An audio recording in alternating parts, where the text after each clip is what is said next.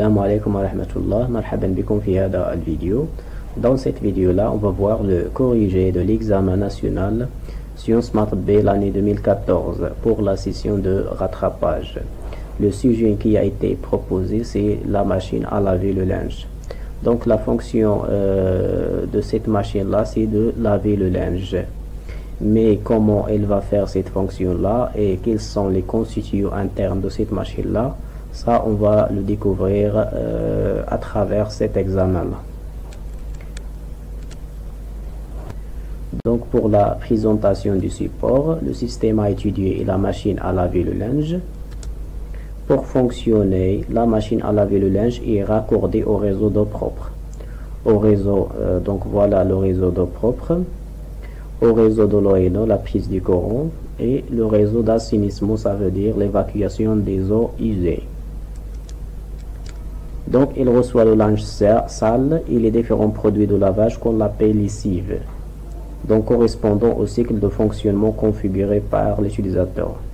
Donc il y a plusieurs cycles de fonctionnement. Il va être configuré par l'utilisateur suivant le type de linge à laver. Donc le linge propre peut être sorti donc après le lavage du linge, on va le faire sortir, mais on doit attendre un temps avant que la porte se déverrouille. Donc pour pouvoir ouvrir la porte, pour permettre de charger, ça veut dire mettre le linge dans la machine, ou bien décharger, ça veut dire faire sortir le linge de la machine. Donc la porte se déverrouille chaque fois que la machine fonctionne. Donc on doit attendre un temps avant que la porte se déverrouille pour pouvoir l'ouvrir. Donc pour le fonctionnement, toutes les machines à laver ont le même principe de fonctionnement. Donc il y a un cycle de lavage, donc peut être précédé. Donc avant de faire le lavage, on va faire un cycle de pré-lavage. Donc un cycle de lavage avec de la lessive, donc le produit de lavage à chaud. Donc l'eau elle est chaude entre 30 et 95 degrés ou à froid. Donc deux types deux types, soit à chaud soit à froid. Donc à chaud, la température il est entre 30 degrés et 95 degrés. Donc dans la plupart des modèles, la lessive, comme tous les autres produits utilisés, est placée dans un bac à produits. Donc ces derniers sont entraînés par de l'eau avec le tambour où se trouve le linge. Donc la lessive va être placée dans un bac d'autres produits. Donc ces produits-là vont être entraînés avec le tambour où se trouve le linge au moment adéquat, de manière automatique. Suit ensuite un cycle de rinçage à l'eau froide. Donc dans la plupart des modèles, la lessive, comme tous les autres produits utilisés, est placée dans un bac à produits. On va mettre la lessive dans un bac à produits. Donc ces produits-là, ou bien la lessive, va être entraînée par de l'eau dans le tambour. Donc elle va être entraînée dans le tambour. Dans le tambour, qu'est-ce qu'on trouve? On trouve le linge. Donc l'entraînement se fait au moment adéquat, donc de manière automatique. L'entraînement des produits de lessive va être entraîné de manière automatique par le tambour et au moment adéquat. Après, il y a un cycle de rinçage à l'eau froide. Donc on va rincer, ça veut dire mettre le linge dans l'eau froide. Donc après, il y a enfin l'essorage. Donc l'essorage, c'est l'opération qui permet d'évacuer l'eau du linge par une rotation rapide du tambour. Donc l'essorage comme le séchage, donc évacuer l'eau du linge. Donc pour les éléments constitutifs de la machine, Donc la réalisation d'un cycle de lavage est possible grâce à la participation de différents éléments coordonnés par un programmateur. Donc tous les éléments de la machine sont coordonnés et gérés par un programmateur. Après on va voir le type de ce programmateur. Donc le tambour est un cylindre en acier. Donc voilà le tambour, il a une forme de cylindre en acier inoxydable percé de trous dans lesquels le linge est déposé. Donc il est percé de trous, on trouve des trous dans le tambour. Il s'encastre dans une cuve, donc il est à l'intérieur dans une cuve étanche. Donc la cuve il est étanche, il ne permet pas la sortie ou bien la rentrée d'un liquide. Un cuve étanche en matière plastique, donc le voilà, refermé par une porte. Donc c'est dans cette cuve que circule l'eau. Donc dans la cuve on trouve de l'eau pour l'opération du lavage. Une résistance chauffante qu'on appelle un thermoplongeur est placée sur le tambour et son fonctionnement est géré par un thermostat. Donc un thermoplongeur c'est une résistance chauffante. Elle convertit l'énergie électrique en énergie en chaleur ou bien énergie calorifique. Il est placé sur le tambour et son fonctionnement est géré par un thermostat. Donc un thermostat c'est un capteur de température. Donc suivant la valeur de la température, la résistance agit. Donc si on veut que la température de l'eau augmente, donc on va faire fonctionner le thermoplongeur. Si on ne veut pas que la température de l'eau, si on veut que l'eau froide, on va arrêter le thermoplongeur. Donc le moteur électrique auquel est accouplée une génératrice tachymétrique. Donc le moteur électrique permet donc le voilà, il permet d'entraîner le tambour par l'intermédiaire d'un système polycourroie. Donc une génératrice tachymétrique c'est un capteur de vitesse. Il permet de capter la vitesse de rotation du moteur. Le moteur est commandé par un boîtier qui contient deux blocs A et B. Donc les deux blocs on va les voir par la suite. Une électrovanne distribue l'eau qui doit passer suivant la lessive à déverser dans la cuve. Donc l'électrovanne c'est comme un robinet, mais il est commandé électriquement et il permet le passage de l'eau ou bien l'arrêt de passage de l'eau. Donc le passage de l'eau se fait suivant la lessive à déverser dans la cuve. Donc il y a plusieurs lessives, liquide de pré-lavage, liquide de lavage, des détergents, des adoucissants. Donc suivant le type on va ajouter ou bien arrêter le passage de l'eau dans la cuve. Donc déverser dans un cuve par l'un des compartiments à bac à lessive. Donc une pompe est chargée à vider de l'eau de la cuve. Donc après l'utilisation de l'eau, donc cette eau usée va être pompée ou bien évacuée par une pompe. Donc un capteur de niveau, donc le niveau de l'eau, pressostat on l'appelle un pressostat, et un capteur de température on l'appelle thermostat, contrôle respectivement le niveau et la température des bains lessiviels dans la cuve. Donc pressostat le niveau de l'eau et thermostat la température de l'eau.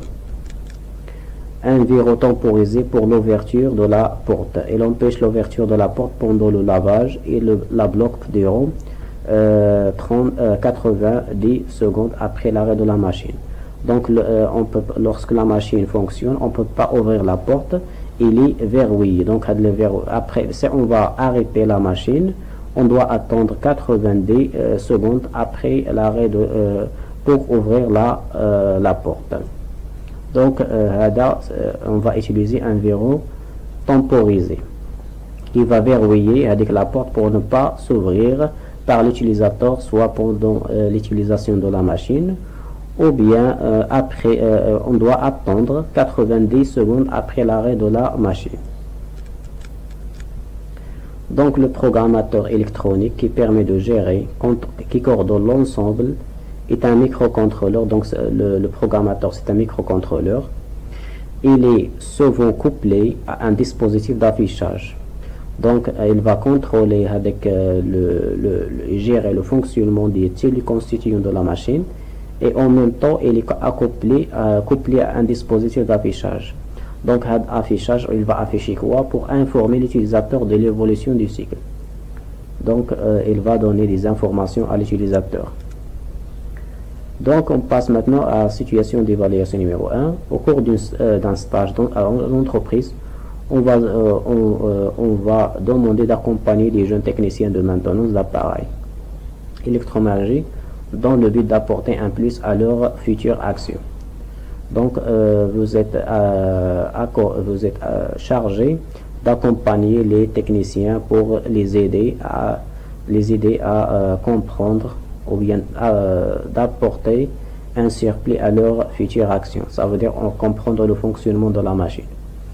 Pour la machine à laver le linge, vous avez décidé de réaliser les tâches suivantes pour donner aux formés des outils leur permettant de caractériser le besoin des clients afin de bien présenter les produits créés par l'entreprise et participer à leur amélioration. Donc, on va réaliser des tâches pour leur permettre de caractériser le besoin des clients et bien présenter les produits créés par l'entreprise et participer à leur amélioration.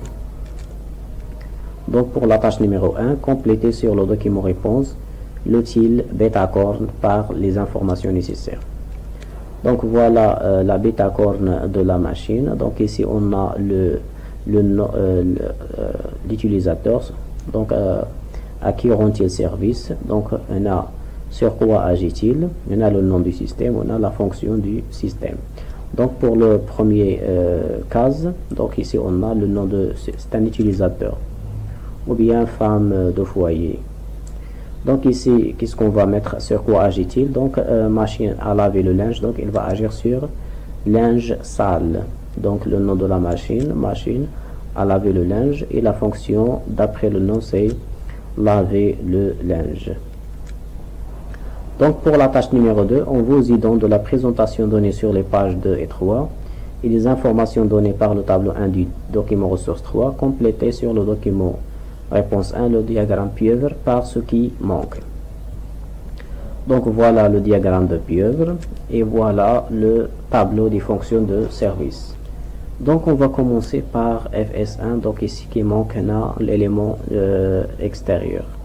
Donc on a FS1 permettre un chargement et déchargement aisé du linge. Donc on a l'élément qui manque, le linge, on va le mettre. Pour la deuxième, laver et essorer le linge. Donc on a la fonction principale, il est entre le linge et un utilisateur. Donc on doit ajouter ici l'utilisateur et le nom de la fonction principale, il y a FS2. Après on a FS3, être facile à utiliser. Donc il a en relation avec l'utilisateur. Donc la machine doit être facile à utiliser et ne pas compliquée. Donc on a FS3, on va le mettre ici. Donc il a une relation à l'utilisateur, entre l'utilisateur et la machine. Pour FS4, s'adapter à la tension du réseau électrique. Donc on a les éléments maquinch, le réseau électrique, on doit l'ajouter ici ou FS4. Il y a la fonction FS4. FS5 stocker la lessive. Donc la lessive n'existe pas fait les fonctions, fait les éléments, on doit l'ajouter. Donc on a lessive, on a la fonction FS5. FS6 s'adapter à la pression du réseau d'eau froide.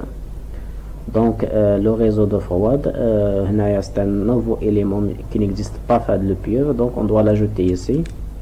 Donc réseau d'eau froide. FS7 c'est être accordé au réseau d'assainissement. Donc voilà le réseau d'assainissement.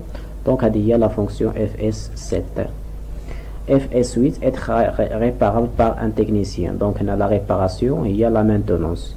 Donc on a la fonction FS8.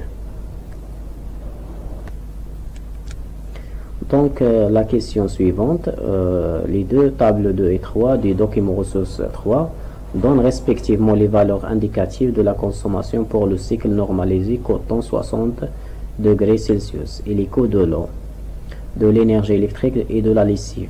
À partir de ces indications, complétez le tableau des documents réponse 1 permettant de calculer le coût de ce cycle puis du kilogramme de linge lavé. Posez les opérations nécessaires au calcul demandé. Donc voilà le tableau et voilà les tableaux qu'on va se servir. Donc on a la fonction il y a laver et essorer le linge.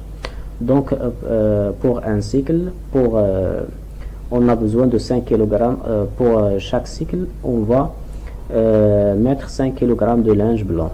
C'est le type de un coton. Donc la consommation de l'eau, il y a 39 litres. La consommation d'énergie pour cycle blanc, 60 degrés Celsius dans les conditions d'essai normalisées, il y a 0,89 kWh par cycle. Donc on a le cycle 0,89 kWh. La vitesse du tambour pour l'essorage, il y a 1400 tours par minute. وهنا كيعطيونا le coût. Donc le coût pour 1 kWh il y a 1 dirham, 2,5 dirhams pour 1 mètre cube de l'eau. وهنا la lessive عندنا pour 1 kg 20 dirhams. Il faut 40 degrés pour laver 1 kg de linge. C'est une information. Donc on a le coût en énergie électrique. Donc on a pour un cycle شحال كنحتاجو ديال l'énergie électrique il y a 0,89 donc هنا كنحتاجو 0,4 هنا on va consommer 0 pour un cycle وعندنا هنايا le coût d'un kilowatt heure il y a 1 dirham. Donc هنايا 1 dirham fois 0,89. Donc on va obtenir c'est 0,89 de dirham. Donc هذا هو le coût en énergie électrique pour un cycle de lavage. Le coût en eau, donc on va consommer 39 litres. Donc à 39 litres on doit la convertir en mètres cubes. Donc 30 il y a 0,039 le coût pour un mètre cube ou 2,5 dirham. Donc on va mettre 0,039 fois 2,5. Donc on va obtenir ces 0,0975 dirhams. Donc هذا هو le coût en eau. هذا le coût en électricité. On a le coût en eau. Donc le prix de la lessive. Donc on a la lessive 20 dirhams pour 1 kg. Donc on a 40 kg pour laver 1 kg de linge, 40 grammes. Donc on a 40 grammes وعندنا le coût ديال 1 kg ou 20 grammes. Donc on doit convertir le gramme en kilogramme, il y a 0,04. Donc pour 1 kg. Donc on a في cycle عندنا 5 kg. Donc 0,04 fois 5 kg fois le prix 20 dirhams. Donc on va 0,04 هو شحال كنحتاجو ديال لا ليسيف بوغ 1 كيلوغرام وحنايا في الستيكل ديالنا كنديرو 5 ديال الكيلو دونك فوا 5 و لو بري هو 20 درهم بوغ 1 كيلوغرام. دونك on va obtenir 4 dirhams. Donc le total هي هذا بلس هذا بلس هذا لو كو ديال l'électricité بلس لو كو ديال لو بلس لو كو ديال لا ليسيف. Donc on va obtenir ça. Donc هنا le cycle on va faire le lavage de 5 kg de linge. Donc il a pris 1 kg, donc on va le diviser par 5. Donc on va obtenir 0,9975 dirhams. Donc هذا هو pour un coup, هذا pour un cycle. Donc après, vous souhaitez montrer aux jeunes formés de la maintenance que l'analyse fonctionnelle permet de passer d'une approche globale d'un système à une approche plus ciblée sur un sous-système ou un composant, d'apporter des outils d'analyse, de calcul et de présentation nécessaires à la fonction de maintenance. Dans ce cadre, vous êtes invité à accomplir les tâches suivantes. Donc la tâche numéro 1, la situation d'évaluation numéro 2. Donc sur document réponse 2, on demande de représenter sur une période la tension qui alimente la machine à laver après avoir donné sa valeur efficace, sa valeur maximale et sa fréquence. Donc on a la valeur maximale d'une tension en monophasé, il y a 220 volts. La tension du réseau, il y a 220 volts. Donc la valeur maximale, on va multiplier fois le racine de 2. Donc 22, 220 fois le racine de 2. Donc on va obtenir 311. Donc il y a la valeur maximale qui sera la tension du réseau. Donc la fréquence, déjà, on sait déjà que la fréquence du réseau est 50 Hz. Donc l'allure de la tension, c'est une allure sinusoïdale. Donc on a l'alternance positive et l'alternance négative. Donc l'alternance positive, il est comme ça. L'alternance négative, il est comme ça. Donc pour une seule période. Donc le signal, il est périodique. Donc la présentation de son allure pendant une période. Donc l'énergie électrique alimentant la machine à laver est transformée en deux autres formes d'énergie. Lesquelles? Donc le tambour, il doit tourner. Donc c'est la conversion de l'énergie électrique en énergie mécanique. Donc la conversion en énergie mécanique. Ou le chauffage. Donc l'élément thermoplongeur qui va convertir l'énergie électrique en chaleur. Donc l'énergie, la conversion en énergie calorifique. Après, on vous aide de la description des éléments constitutifs de la machine à laver et du diagramme SAT A0 des documents ressources 5 décrivant son fonctionnement.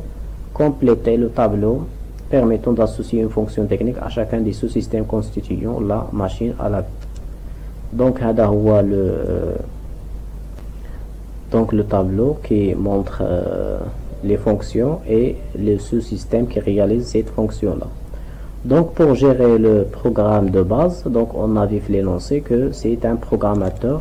Donc avec le programmateur, c'est un microcontrôleur. Donc Electrovanne plus bac a produit. Donc on doit Electrovanne, il va distribuer l'eau. Distribuer l'eau avec ou sans produit lessiviel. Donc on a un pressostat et un thermostat. Donc pressostat c'est un capteur de niveau de l'eau, au thermostat c'est un capteur de température. Donc ils vont contrôler le niveau de l'eau et la température de l'eau du bain lessiviel dans la cuve. Convertir l'énergie électrique en énergie mécanique et produire un signal proportionnel à la vitesse. Donc on a convertir l'énergie électrique en énergie mécanique, on a un moteur. Et produire un signal proportionnel à la vitesse, on a un capteur. اللي هو accouplé مع le moteur, c'est la génératrice tachymétrique. Donc on a un moteur plus génératrice tachymétrique. Transmettre le mouvement de rotation, on a un système polycourroie pour transmettre le mouvement du moteur au tambour. Donc polycourroie. Réguler la vitesse du moteur. Donc on a le système qui va faire varier la vitesse de rotation du moteur en jouant sur la fréquence. Donc c'est une boîtier qui a deux blocs A et B. Convertir l'énergie électrique en énergie calorifique, on a l'élément ou bien le constituant on a vu l'énoncé ou le thermoplongeur. Brasser, rincer et essorer, c'est le tambour. Lorsqu'il tourne, il va brasser, rincer et essorer le linge.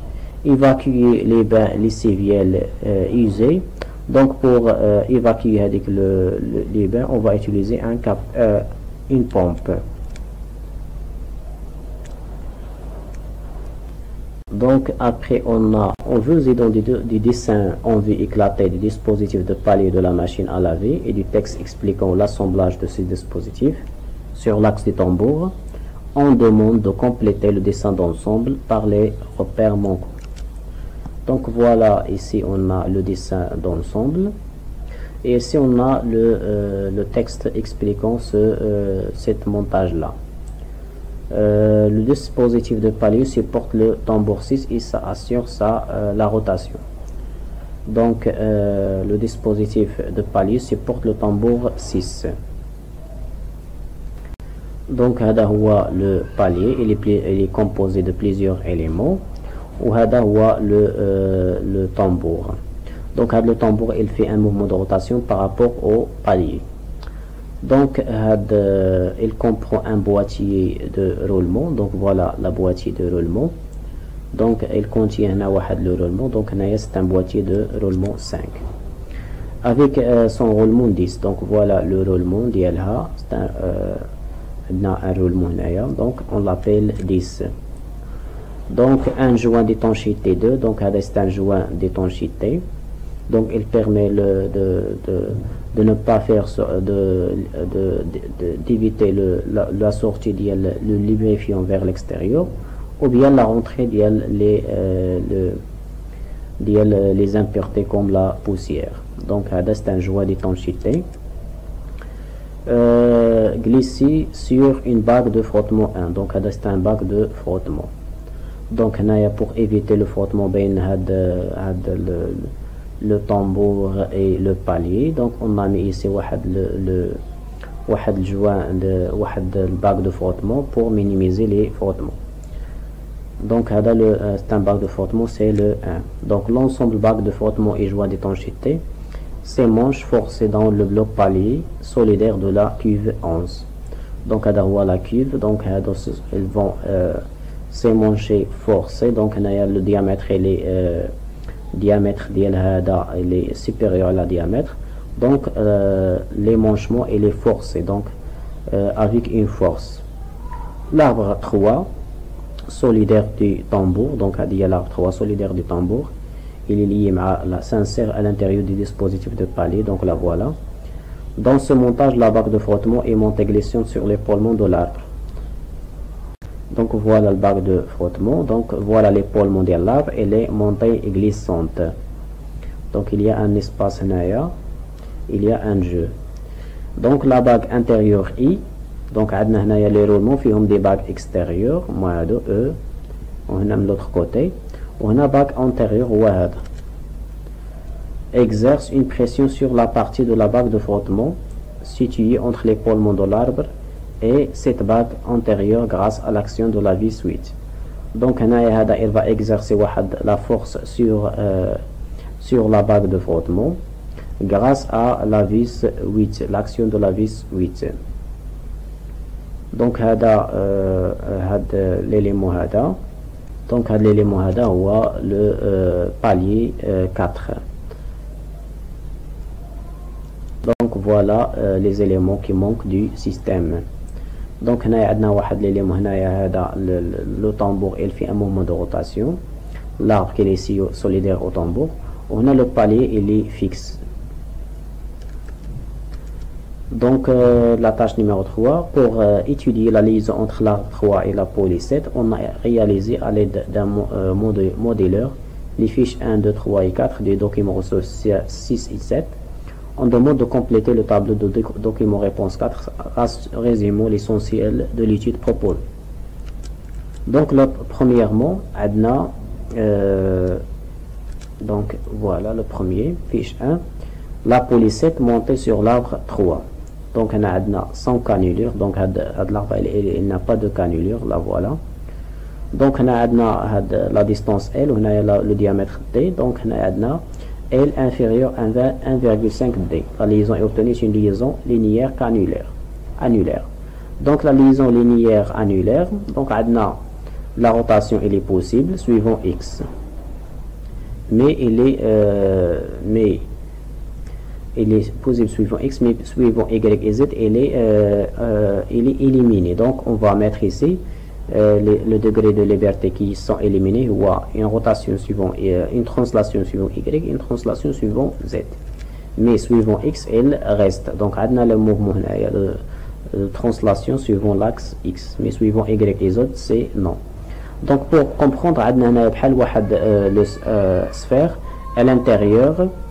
Donc, le sphère, qu'est-ce qu'il fait, quel mouvement il fait par rapport au cylindre, le trou cylindrique? Il fait 3 rotations et une translation. Donc, on a le modèle grâce à L inférieur à 1,5D. Donc, on a le 3, donc l'arbre 3, il peut faire une rotation suivant x, suivant y et suivant z. Et on a L inférieur à 1,5D. Donc, il est le sphère à l'intérieur de trou cylindrique. Donc, on a 3 rotations et une translation. Donc, on a toutes les rotations sont possibles. Donc, on a le nom de la liaison, c'est une liaison linéaire annulaire. Donc, on va mettre linéaire annulaire et le schéma de la liaison 3D, la voilà. Donc, on a la sphère à l'intérieur d'un cylindre. C'est le symbole ديالها. Donc, la fiche numéro 2, on a le contact plan entre le moyeu de la poulie 7 et la bague antérieure du roulement. Donc, on a le bague antérieure, donc on a la surface plane, et la surface de la poulie, la surface de contact, elle est plane. Donc, on a la surface plane de la bague inférieure du roulement, ou la surface plane le moyeu de la poulie 7. Donc, on a les liaisons qui sont possibles. Donc, on a une translation suivant y et une translation suivant z. Mais la translation suivant x, elle est éliminée. Donc, on a tx qui est éliminé.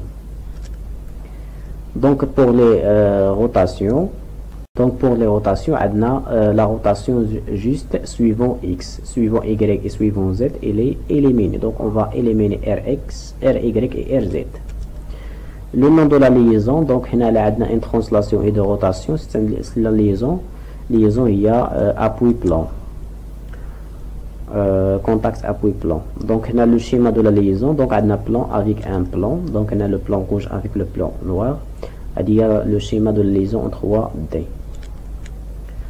Donc, on a la fiche numéro 3. On a surface cylindrique entre l'arbre 3 et la poulie 7. Donc, on va mettre. Donc, on a la fiche numéro 3. On a surface cylindrique entre l'arbre 3 et la poulie 7, plus surface plane entre la poulie 7 et la bague antérieure et du roulement. Donc, on a le poulie à l'arbre. Donc, on a lorsqu'on va mettre poulie à l'arbre, donc on a les surfaces, on a l'arbre et les cylindriques, on a la surface de la poulie et les cylindriques. Donc, on a une rotation et une translation. Donc, pour éliminer la translation, on a une seule rotation. Si on a la surface plane de roulement antérieur à la surface plane de la poulie. Donc, il y a juste une rotation. Donc, avec la rotation, il y a la rotation suivant x. Les autres degrés de liberté, ils sont éliminés. Donc, il y a juste une seule rotation. C'est une liaison pivot. Donc, schéma de la liaison pivot en 3 dimensions, la voilà. Donc, dernièrement, on a le même assemblage que précédemment, mais il y a également l'arbre n'est pas parfaitement lisse, il y a des canulures. Donc, il y a la rotation qui est même il est annulé. Donc, le montage précédent, on a la rotation grâce aux deux surfaces cylindriques. On a la surface cylindrique de l'arbre ou la surface cylindrique de la poulie. Donc, la surface, la rotation est éliminée par les canulures. Donc, tous les degrés de liberté ils sont éliminés. Donc, on a 0 degré de liberté. Donc, c'est une liaison encastrement.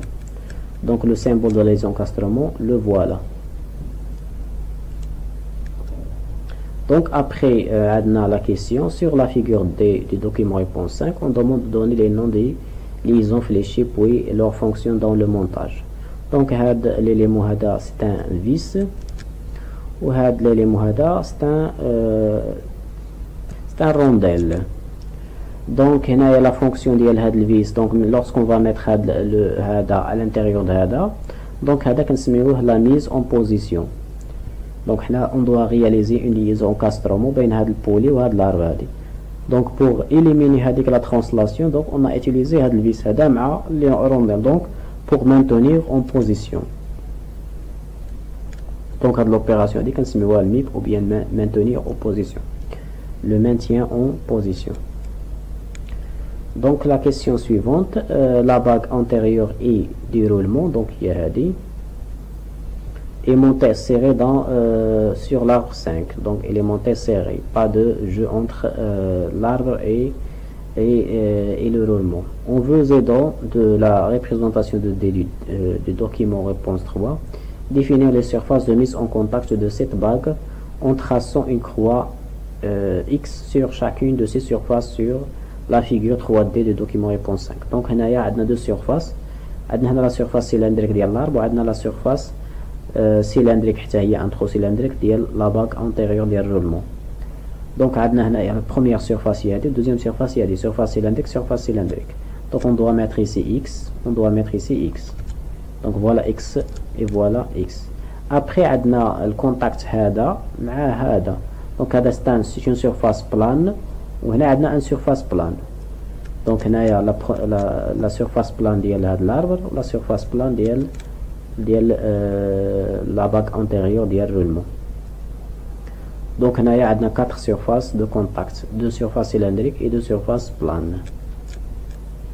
Donc après on a le dessin simplifié de sur document réponse 3 de l'assemblage des dispositifs de palier sur l'arbre 3 et l'analyse faite c'est du saut permettant de conclure que cet assemblage peut être décomposé en deux classes d'équivalence. La classe équivalence C ديال la cuve ou la classe équivalence T ديال le tambour. Donc ça نعرفوا هنايا les éléments qui appartiennent au C et les éléments qui appartiennent au T. Donc voilà هذا هو le dessin. Donc on a deux classes d'équivalence C et T, la cuve et le tambour. Donc on va commencer عندنا هنا le 11, on va descendre, on va décroître, descendre. Donc le 11 avant, après la 11, le 11 qui est 10. Donc à 10 c'est le roulement. Donc le roulement fait bague antérieure et les tournantes et bague extérieure qui n'est pas tournante. Donc il n'y a pas la peine de le faire. Donc on va passer à 9. Donc le 9 le voilà. Donc هذا هو le vis. Donc il appartient au palier. Il va faire l'assemblage ديال donc il appartient à la cuve. Donc il y a le 11, on va le mettre ici. Le 9 on va le mettre dans le C.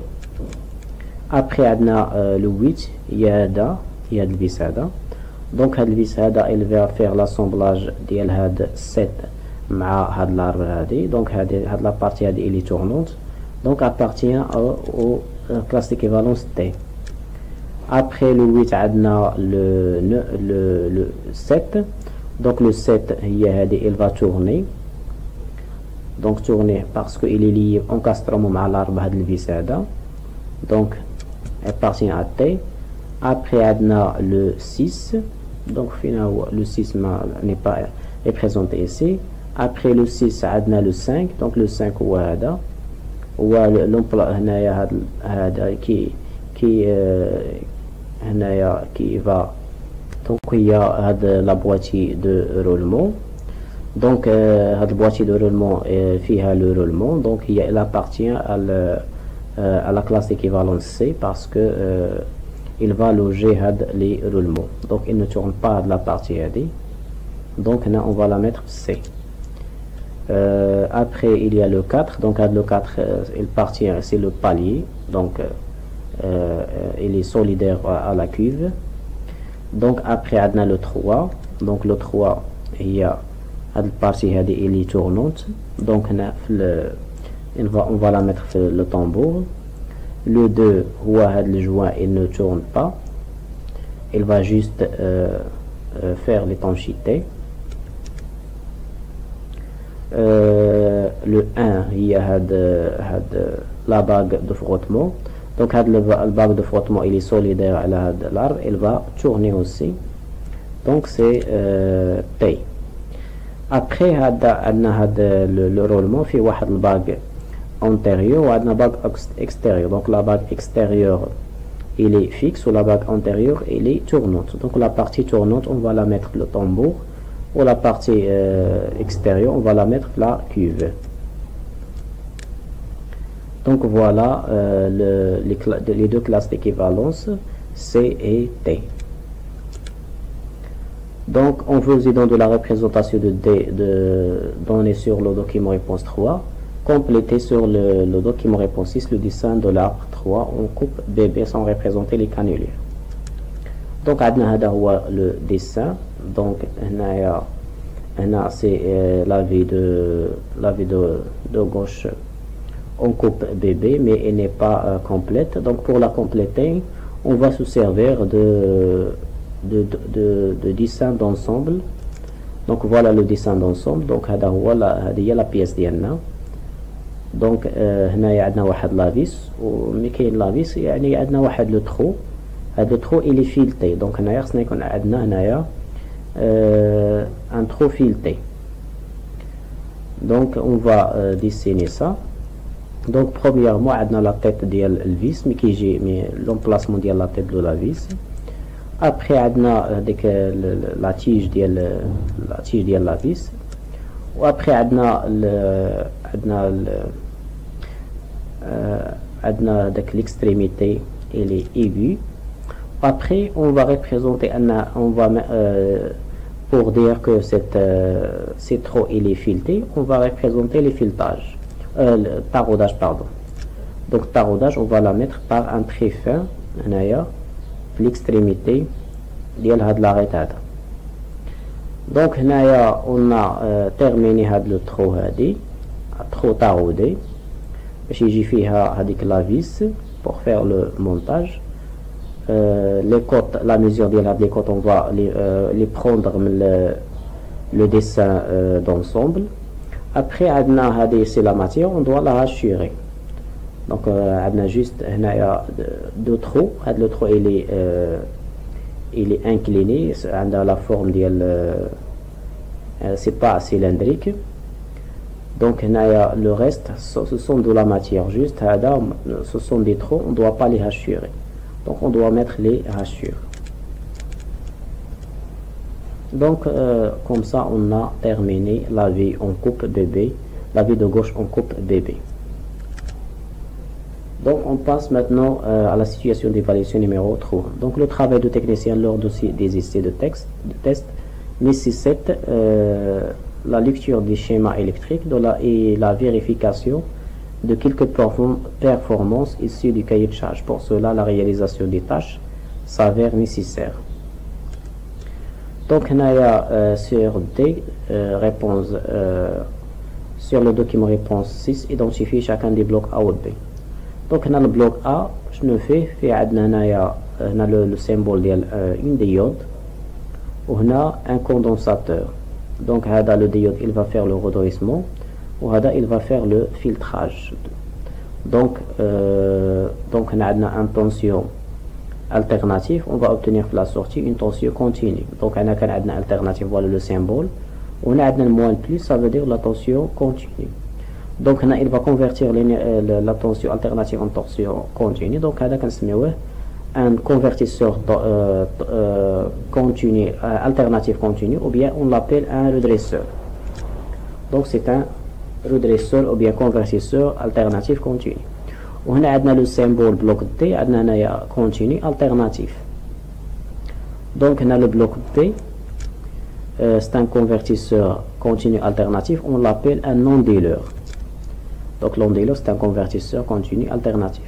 Donc on a pour varier la fréquence de le moteur hada, donc on doit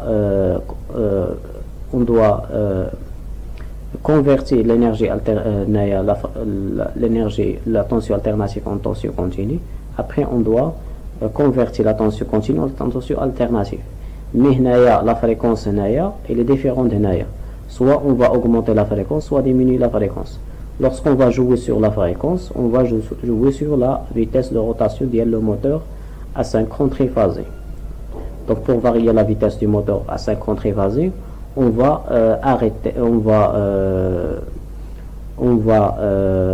jouer sur la fréquence, ça veut dire varier la fréquence. Et pour varier la fréquence, on va utiliser les deux blocs A ou B. Donc B c'est un non-dealer. Donc كان عندنا واحد لا طونسيون عنده فريكونس 50 هرتز، كتولي عندنا واحد لا طونسيون عندها une fréquence variable. Donc sachant que la tension de sortie du bloc B peut atteindre 380. Préciser et justifier sur document réponse 6 le type de couplage réalisé sur la plaque à bord du moteur. Donc عندنا plaque à bord des moteurs IAD. Donc le moteur triphasé fait 3 bobines. Donc voilà la première bobine, l'entrée sortie. L'entrée c'est U, la sortie c'est X, V, Y, W c'est Z. Donc qu'est-ce qu'on a fait? On a mis des barrettes les sorties les sorties des bobines. Donc on a le type de couplage, c'est un couplage étoile. Donc c'est un couplage étoile. Donc pourquoi on a utilisé le couplage étoile? Donc on a le plaque signalétique du moteur. Donc on a la tension 220-380. Ça veut dire la tension supportée par une bobine ou 220, supportée par deux bobines ou 380. On a la tension peut atteindre 380. Donc il a استعملنا le couplage احنا في le couplage étoile عندنا la tension de réseau va attaquer يعني deux bobines. donc كتولي كل وحده il va supporter 220. donc إلا كان 380 استعملنا l'étoile يعني هاد 380 il va attaquer deux bobines donc 220 chacune. donc هنايا 220. Il استعملنا l'étoile donc هنايا 380 va attaquer une seule bobine. هذا هي propriété ديال المونتاج triangle. donc هاد la bobine lorsqu'il va supporter, lorsqu'il va être attaqué par 380 وهي عندها il va supporter juste 220, il va être grillé. donc qu'est-ce qu'on va utiliser? le couplage étoile. Donc la tension de réseau est 380 et la tension supportée par un seul enroulement ou bien une seule bobine il y a 220. Donc on va utiliser le couplage étoile. Donc pour vérifier les critères de vitesse du tambour à l'essorage, donc on demande de calculer cette vitesse suivant la procédure indiquée. Donc on a le bloc A, c'est un redresseur, le bloc B c'est un non-dealer. Donc on va attaquer le moteur. donc il y a une fréquence de 300 Hz. donc on a 50 Hz ou 300 Hz. donc le moteur il va on lui donne une tension, il nous donne une énergie mécanique de rotation. la fréquence de là ou n est égale m-g fois ns. ns il y a la vitesse du synchronisme ou g il y a le glissement. donc عطاونا la valeur ديال الglissement. وهنا le réducteur poly-éco-roi donc عطاو واحد la fréquence de rotation, il va le convertir. donc on doit calculer هنايا nt. donc pour calculer nt on doit calculer d'abord n. donc pour calculer n on doit calculer ns. pour calculer ns donc نستعملوا la fréquence f وكنستعملوا la plaque signalétique du moteur. donc on a deux paires de pôles. donc tout d'abord on va commencer par calculer ns. donc ns par définition est égal à 60 f divisé par p. donc ns il est en tours par minute. donc p ou le nombre de paires de pôles. donc on a deux pôles, ça veut dire un seul paire de pôles. donc le nombre de paires de pôles il y a deux, ça veut dire un pôle nord et un pôle sud. p est égal à 1. donc on va remplacer. et qu'on va obtenir que ns est égal 18 000 tours par minute. donc après on va calculer n. donc n est égal 1 moins g, le tour fois ns, où g ou le glissement est égal 0,00417. donc on va calculer donc n à quoi est égal, il y a 14 000 de 249,4 tours par minute. Donc après le calcul de n, donc on a le n, on doit calculer nt. Donc on a nt à quoi est égal عندنا la relation ديال le rapport de réduction. Donc le rapport de réduction est égal petit d divisé par grand t est égal au c, il y a nt la sortie et l'entrée. Donc à quoi est égal nt? Donc on a par définition nt à la nn, il y a petit d à la grande d. Donc est égal au rapport de transmission ou bien de réduction. Donc on a nt, donc nt à quoi est égal, il y a le petit n qu'on a déjà calculé fois le petit d divisé par le grand d. Donc toutes les données sont données. Donc on a nt est égal 14 000. On a nt après calcul, donc on va obtenir c'est 14 000 tours par minute. Pardon, c'est 1400 tours par minute. Donc après, compléter le tableau d'analyse du montage des réponses, document réponse 7 par bloqué B, saturé S, LED allumé A ou LED éteinte E. Donc on a VE soit 0 soit 5 volts, au transistor local soit bloqué soit saturé, ou LED soit allumé soit éteinte, suivant la valeur de la. Donc on a le montage, on a un transistor, on a deux résistances. Donc lorsqu'on va donner une tension 0 volts, le transistor il est bloqué. Donc lorsqu'on lui donne une tension 5 volts, la tension elle est saturée ou bien passante. Donc il est quand bloqué, donc le courant qui touche من هنايا لهنا. Donc le circuit il est ouvert ou la LED il est éteinte. Donc on a deux circuits, circuit ديال la commande ديال transistor و عندنا واحد autre circuit ديال l'alimentation ديال la LED. Donc اللي كيتحكم في هذا la circuit ديال l'alimentation ديال la LED هي هذا le transistor T. Donc il est quand bloqué يعني عندنا un circuit ouvert هنايا un interrupteur ouvert. Donc le circuit ouvert, donc la LED هذا il est éteinte. Il est quand هذا passant ou bien saturé, les deux termes sont corrects. Donc le transistor se comporte comme un interrupteur fermé. Donc le circuit de la LED il est fermé, donc la LED elle est éteinte. Donc on a 0 volts, le transistor il est bloqué ou la LED elle est éteinte. Il est qu'un 5 volts, le transistor il est passant ou bien saturé, donc la LED elle est allumée.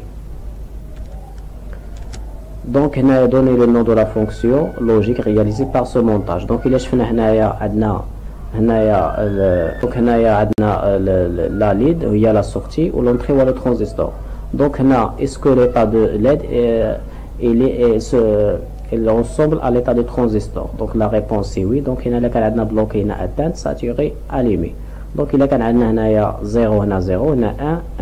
Donc 0 bloqué ou 0 atteinte aussi c'est 0. Saturé 1, donc allumé 1. Donc 0, 0, 1, 1. Donc il y a la fonction logique oui. Donc la fonction logique réalisée par le montage c'est la fonction oui. Donc c'est la fin de cette vidéo là. Merci d'avoir suivi et à la prochaine.